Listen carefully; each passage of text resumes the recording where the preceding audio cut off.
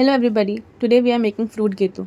To make a fruit gateau we need quite a few ingredients. Let's take a look at what we'll be using. Here we have two sponge cakes ready.